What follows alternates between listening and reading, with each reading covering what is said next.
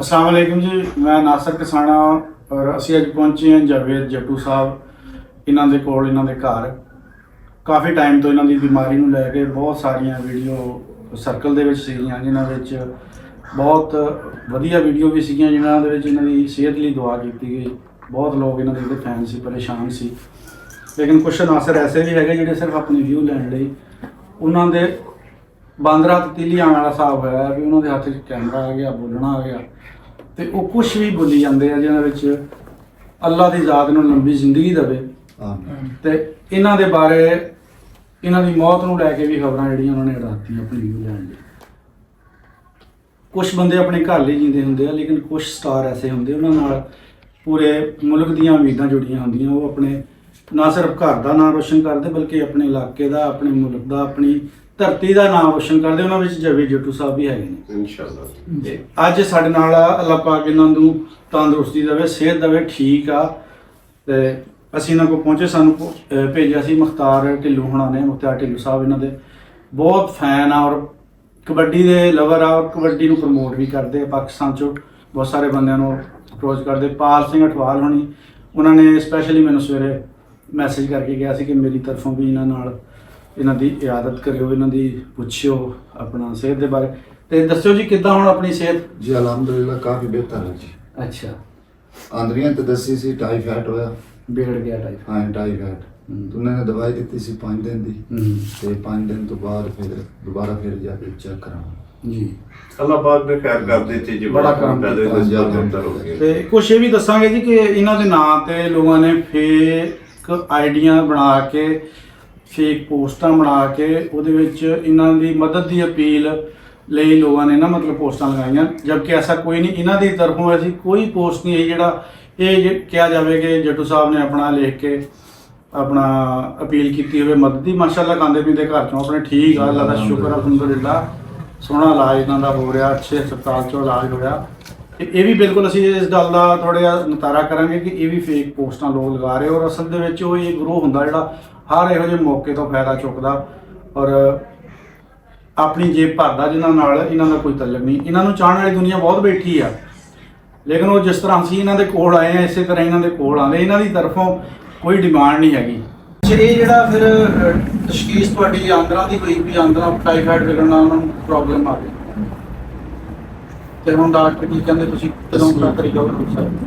इस समय सिम्टम से ना आधे घंटे बाद बुखार हो जाता है। अच्छा, फिर उन्होंने टेस्ट कराया, कम से कम लाख रुपये टेस्ट हो गए सी। उन्होंने चाह के रिपोर्टें चाहे भी टाइफाइड आंध्रा में। तो मैं उस सर्जन ना स्पेशलिस्ट को बड़ी रिक्वेस्ट की थी।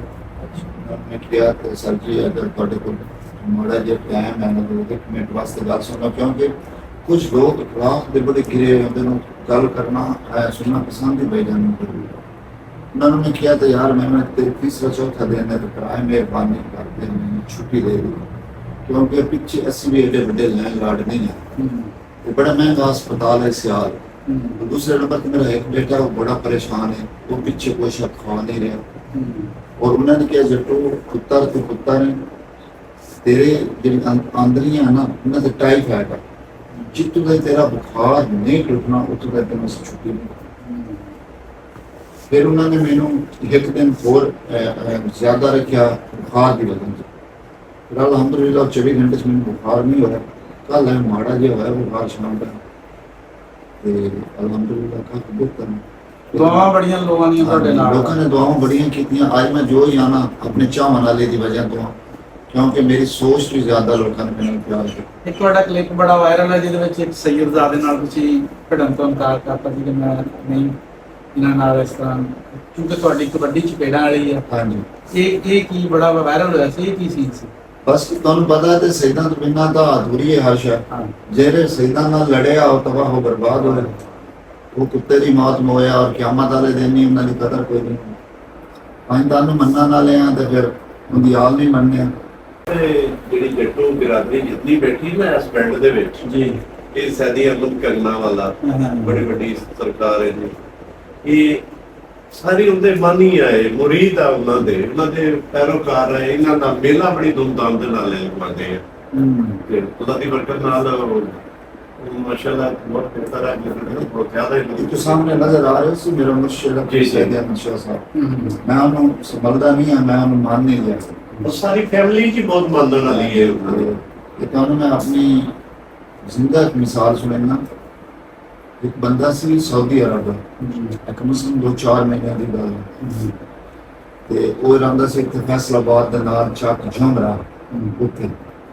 उस बड़ी मुश्किल दे नाल मेरा नंबर ढूंढिया, ढूंढ के मैंने कॉल की, आंदा यार तू जुबेद जखू, मैं कहा जी मैं जुबेद जखू। आंदा यार मेरी एक मिनट ना पूरी तफसीली गल सुनी अगर टाइम है तो। मैं कहा जी दसो, क्योंकि मैं तकबर तो मैंने बहुत ज्यादा नहीं, मैं मलांग जिया बंदा, मेरे को फटी जितनी भी फटे कपड़े में पानी गड्डी च बह जाना तो मैं आओ मैच ते गया, क्योंकि मैं इन चीज़ों में तरजीह नहीं दूंगा।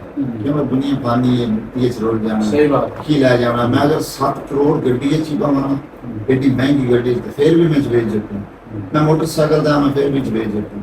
कुछ लोगों को इज्जत मिल जाती है, अपनी बिरादरी कौम चेंज कर लेंगे, सलाम लाना दोबारा नहीं करेंगे, चेंज में आ जाती है।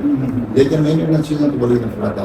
उस बंदे ने मैंने कॉल की, उसने किया यार मेरा पहले हदीस नाल पल्ला किसी दरबारा में बिल्कुल नहीं मनता, तेरा कोई मुर्शिद है ये सैयद अहमद शाह साहब, वो मैंने ख्वाब विच मिलिया क्योंकि मैं तेरे कबड्डी का बड़ा फैन हाँ। अच्छा उसने मैंने किया ते तू यार जा उनके नाल जा, तू मिल, वो तेरे नाल फोटो छिके सी, वो मेरा मुरीद है। मैं ये गल उनके कोल 1000 बारी पूछी, उसने आखिया उसने क्या वो जब मेरा मुरीद है तू जा और जा ते उन्हें तस्वीरें छिपा, ਉਹਦੇ ਨਾਲ ਤਸਵੀਰਾਂ ਛੇ ਸੀ, ਉਹ ਮੇਰਾ ਮੁਰੀਦ ਹੈ। ਇਹ ख्वाब ਵਿੱਚ ਮੇਰਾ ਮੁਰਸ਼ਿਦ ਉਹਨੂੰ ਮਿਲਿਆ। ਫਿਰ ਉਹ ਇੱਥੇ ਆਇਆ, ਇੱਥੇ ਉਹ ਆਪਣੀ ਫੈਮਿਲੀ ਨਾਲ ਲੈ ਕੇ ਆਇਆ, ਦਰਬਾਰ ਦੇ ਵਿੱਚ ਵੜ ਕੇ ਉਸ ਉੱਥੇ ਵੀ ਵੀਡੀਓ ਬਣਾਈ, ਸਾਡਾ ਅਹਿਲੇ ਹਦੀਸ ਨਾਲ ਤੱਲਾ ਕਿ ਅਸੀਂ ਦਰਬਾਰਾਂ ਨਹੀਂ ਮੰਨਦੇ। ਇਸ ਤਰ੍ਹਾਂ ਇਹ ਬਾਬਾ ਮੈਨੂੰ ख्वाब ਵਿੱਚ ਮਿਲਿਆ। ਅੱਜ ਮੈਂ ਆਇਆ ਸਲਾਮ ਤੇ ਵੀ ਆਇਆ ਖਾਂ ਤੇ ਤੇਰੇ ਨਾਲ ਵੀਡੀਓ ਤੇ ਮਿਲਣ ਆਇਆ ਖਾਂ। ਇਸ ਬਾਬੇ ਮੈਨੂੰ ਆ ਕੇ पूछा करेंगे अहले हदीस बंदे पहले हदीस में उस आपने ज़बानी आके मेरे पेज पे शायद वीडियो ऐसी ना कि ऐसी दरबारा नहीं है। ਸਹੀ ਜਿਹੜੇ ਬੰਦੇ ਤੁਹਾਡਾ ਨਾਮ ਲੈ ਲੈ ਕੇ ਕਰ ਰਹੇ ਆ ਵੀਡੀਓ ਬਣਾ ਰਹੇ ਉਹਨਾਂ ਬਾਰੇ ਤੁਸੀਂ ਕੀ ਕਹਿਣਾ ਚਾਹੋਗੇ? ਜਿਹੜੇ ਬੰਦੇ ਮੇਰੇ ਬਾਰੇ ਵੀਡੀਓ ਬਣਾ ਰਹੇ ਨੇ, ਤਕਲੀਫ ਤਾਂ ਹੁੰਦੀ ਹੈ ਨਾ ਵੀ ਇੱਕ तकलीफ मेरी मां को बड़ी हुई है। ਦੇਖੋ ਇਹ ਭੋਰਾ ਨਹੀਂ ਖਿਆਲ ਕਰਦੇ मेरी मां इतने ਨਾਲ ਜੁੜੇ ਹੋਏ ਰਿਸ਼ਤੇ ਜਿਹੜੇ ਉਹ ਕੀ ਮਹਿਸੂਸ हाँ ਕਰਦੇ? जी मैं इतने सी मां मैं मुल्तान सी मां मेरी इतने सी तो जिस टाइम मेरी मां ने वीडियो देखी, अल्लाह माफ करे मेरी जनाजा दी, मेरी मां नूं पहले ही दिल का मसला, दिल की धड़कन बड़ी तेज हो जाती, थोड़ी जी परेशानी लगे तो फिर पोतल की वीडियो वेखे ते मां वालदा ने मेरी ने कॉल की भाई नसीम मैं तो इतनी तबीयत नहीं सही, उसे कहा तुम झूठ मत दो। वो इतनी गड्डी ते गई उत्थे गई मिली मैनू, मां ने मेरे पैर चूमे। यार ये जालिम दुनिया में की मैसेज दें, ये दुनिया किसे दी नहीं। ਕੰਮ ਸਿਰਫ ਲੋਕ ਜਿਹੜੇ ਆ ਨਾ ਜੀ ਸਿਰਫ ਆਪਣੇ ਵਿਊ ਲਈ ਦੇਖੋ ਕਿੱਦਾਂ ਦੇ ਜਜ਼ਬਾਤ ਜਿਹੜੇ ਉਹਨਾਂ ਠੇਸ ਪਹੁੰਚਾ ਰਹੇ ਆ ਹਾਂਜੀ। ਤੁਹਾਡੇ ਨਾਲ ਜੁੜੇ ਹੋਏ ਰਿਸ਼ਤੇ ਭੈਣ ਦਾ, ਮਾਂ ਦਾ, ਘਰ ਵਾਲੀ ਦਾ, ਬੱਚਿਆਂ ਦਾ, ਭੈਣ ਭਰਾਵਾਂ ਦਾ। सही ਮਤਲਬ ਦੇਖੋ ਇੱਕ ਬੰਦਾ ਹਸਪਤਾਲ 'ਚ ਦਾਖਲ ਆ, ਉਹਦੇ ਘਰਦਿਆਂ ਨੂੰ ਕੀ ਪਿੱਛੇ ਜੇ ਤੁਸੀਂ ਇਦਾਂ ਦੀ ਖਬਰ ਦੇਣੀ ਆ, ਉਹਨਾਂ ਦੇ ਧਰਤੀ ਨਿਕਲ ਜਾਣੀ ਘਰਾਂ ਥੱਲੇ। बिल्कुल जी शुक्र अल्हम्दुलिल्लाह, मैं अल्लाह का शुक्र करना मेरी वालदा ने कितनी अटैक नहीं हुई, ਤੇ ਮਸਲਾ ਨਹੀਂ ਬਣ ਗਿਆ। मसला ही बन गया क्योंकि उन्हें पहले दिल का मसला परेशानी थोड़ी जी लाला दिल की धड़कन बड़ी तेज हो ਸਾਡੀ गई। ਇੱਕ ਦੋ ਪੋਤਕੀਆਂ ਬੜੀਆਂ ਕਰੀਬੀ ਸੀ, ਉਹਨਾਂ ਦੇ ਨਾਂ ਦੇ ਵਿੱਚ ਹੀ ਹਾਂਜੀ। ਹੋ ਗਈ ਮਨ ਕੇ ਚਾਚੂ ਵੀ ਲੱਗਦੇ ਭਾਈ ਵੇ हाँ जी एक नानी लगती सी एक मामू लगता सी। ਹਾਂਜੀ ਹਾਂਜੀ ਬਿਲਕੁਲ और मामू के बारे में इनको ना दसिया ही नहीं, मैंने कौन दसिया ਹਾਂਜੀ क्योंकि मेरी तबीयत इतनी खराब ही पहले कोई सदमे वाली खबर नहीं? सदमे वाली खबर कोई भी नहीं देती। ਬਾਰੇ ਬਹੁਤ ਬੜੀ ਜ਼ਿਆਦਤੀ ਆ ਉਹਨਾਂ ਲੋਕਾਂ ਦੇ ਲਾਹਨਤ 1000 ਵਾਰ ਆਪਾਂ ਭੇਜਾਂਗੇ ਕਿ ਜਿਹੜੇ ਕਿਸੇ ਵੀ ਜ਼ਿੰਦਾ ਇਨਸਾਨ ਨੂੰ ਮੁਰਦਾ ਬਣਾ ਕੇ ਪੇਸ਼ ਕਰਦੇ ਆ, ਔਰ ਉਹਦੇ ਘਰਦਿਆਂ ਦਾ ਖਿਆਲ ਕਰ ਲਿਆ ਕਰੋ। ਉਹਨਾਂ ਤੇ ਇਹ ਖਬਰ ਜਿਹੜੀ ਕਿਸ ਤਰ੍ਹਾਂ ਮਤਲਬ ਇੱਕ ਗਿਰੇਗੀ, ਕੀ ਉਹਦਾ ਨੁਕਸਾਨ, ਕੀ ਸਾਈਡ ਇਫੈਕਟ ਹੋ ਸਕਦੇ ਆ। ਕਿ ਅਪ੍ਰੈਲ ਦੇ 14 ਨਾਸਰ ਫਸਾਣਾ ਗੁਜਰ ਤੇ ਅਸੀਂ ਮਿਲਣ ਵਾਸਤੇ ਆਏ ਹਾਂ ਬਾਈ ਜਵੇਦ ਨੂੰ। ਅੱਲਾਹ ਪਾਕ ਦੀ ਜ਼ਿੰਦਗੀ 'ਚ ਬਰਕਤ ਅਤਾ ਫਰਮਾਵੇ ਤੇ ਬਾਕੀ ਅੱਲਾਹ ਦੀ ਜ਼ਾਤ ਪਾਕ ਕੇ ਜਿਹੜਾ ਲੋਕਾਂ ਨੇ ਅਗਲਾ ਤੱਕ ਮਾਮਾ ਫੈਲਾਈਆਂ ਅੱਲਾਹ ਪਾਕ ਨੂੰ ਨਾ ਹਦਾਇਤ ਅਤਾ ਫਰਮਾਵੇ ਤੇ ਬਾਈ ਦੀ ਜ਼ਿੰਦਗੀ 'ਚ ਬਰਕਤ ਅਤਾ ਫਰਮਾਵੇ ਤੇ ਅੱਲਾਹ ਦੀ ਜ਼ਾਤ ਪਾਕ ਦੁਗਣੀ ਜ਼ਿੰਦਗੀ ਅਤਾ ਫਰਮਾਵੇ ਬਾਈ ਜਵੇਦ ਨੂੰ। ਜਵੇਦ ਭਾਈ ਆ ਤੁਹਾਡੇ ਚਾਹਣ ਵਾਲੇ ਆ, ਇਹਨਾਂ ਨੇ ਥੋੜੀ ਜਿਹੀ ਵੀਡੀਓ ਵੀ ਤੁਹਾਡੇ ਲਈ ਭੇਜੀ ਆ, ਜ਼ਰਾ ਚੱਟੂ ਭਾਈਜਾਨ ਸਤਿ ਸ੍ਰੀ ਅਕਾਲ, ਸਲਾਮ ਵਾਲੇਕਮ। ਕੀ ਹਾਲ ਚਾਲ ਆ?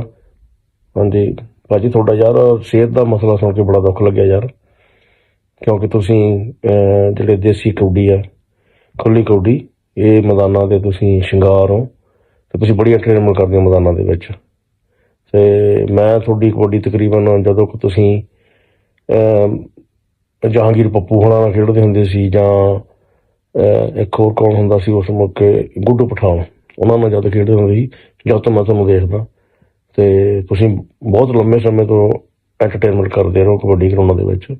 ਬੇਸ਼ੱਕ ਸਾਡੇ ਪੰਜਾਬ ਦੇ ਵਿੱਚ ਵੀ, ਚੜ੍ਹਦੇ ਪੰਜਾਬ 'ਚ ਵੀ ਮੁੰਡੇ ਬਹੁਤ ਸੋਹਣੇ ਆ, ਬਹੁਤ ਕਬੱਡੀ ਖੇਡਦੇ ਵਧੀਆ, ਪਰ ਉਹ ਥੋੜ੍ਹਾ ਜਿਹਾ ਸਰਕਲ ਸਟਾਈਲ ਕਰਕੇ ਹੈ ਨਾ, ਉਹ ਜਦੋਂ ਕਿ ਟੌਪ ਦੇ ਮੈਚ ਹੁੰਦੇ ਉਹ ਵੀ ਦੇਖੀਦੇ ਆ, ਪਰ ਜਿਹੜਾ ਜ਼ਿਆਦਾ ਜਿਹੜਾ ਮੈਂ ਇੱਧਰ ਹੀ ਤੁਹਾਡੇ ਵਾਲੀ ਕਬੱਡੀ ਉਹ ਦੇਖਦਾ, ਕਿਉਂਕਿ ਇਹਦੇ 'ਚ ਸਿੱਧੀ ਡਾਂਗ ਖੜਕਦੀ ਹੈ ਨਾ।